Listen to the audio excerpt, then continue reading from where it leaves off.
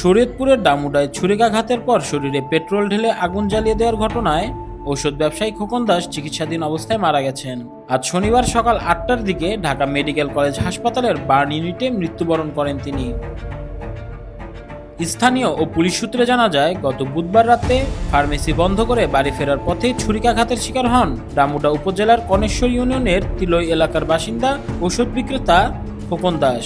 এ সময় হামলাকারীদের চিনে ফেললে তার শরীরে ও মুখে পেট্রোল ঢেলে আগুন ধরিয়ে হত্যার চেষ্টা চালায় হামলাকারীরা।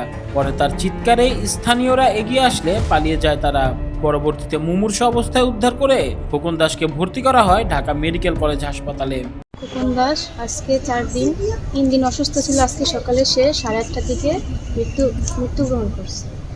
আমরা 4 দিনের মধ্যে এখনো কোনো আসামি ধরা পড়ে না এখানে, তো আমরা কোনো বিচারও পাইনি। তো আমরা চাচ্ছি যে খুব তাড়াতাড়ি যাতে তাকে আসামিদের ধরা হয়, ধরা বিচার প্রদান করা হয়।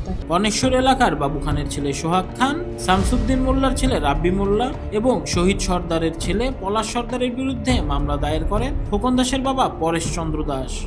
আমরা কাছে আবেদন একটাই জানা, আমরা ফাঁসিছি। আজকে 4 দিন হয়ে গেল, কোনো সরকার কেন পদ্ধতি নিল না ধরার জন্য আসামি।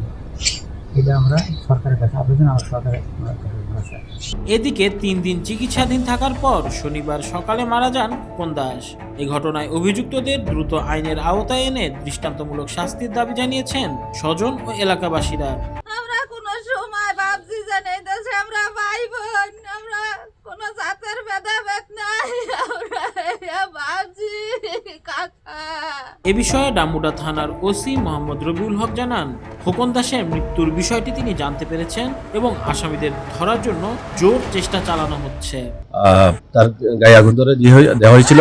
তো এই সংক্রান্তে আমাদের এখানে একটা মামলা হয়েছে এবং 3 জনকে আসামি করে আমরা আসামিদেরকে ধরার চেষ্টা অব্যাহত আছে। আমরা দেশের বিভিন্ন জায়গায় আসামিদের সন্ধান নেওয়ার চেষ্টা করতেছি এবং তাদেরকে গ্রেপ্তারের জন্য আমাদের পুরো কয়েকটা টিম তৎপর।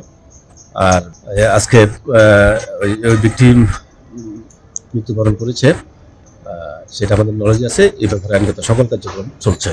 শরীয়তপুর প্রতিনিধির পাঠানো তথ্য ও চিত্রে মোহাম্মদ আলী তুষার, ডেস্ক রিপোর্ট, সদ্য সংবাদ।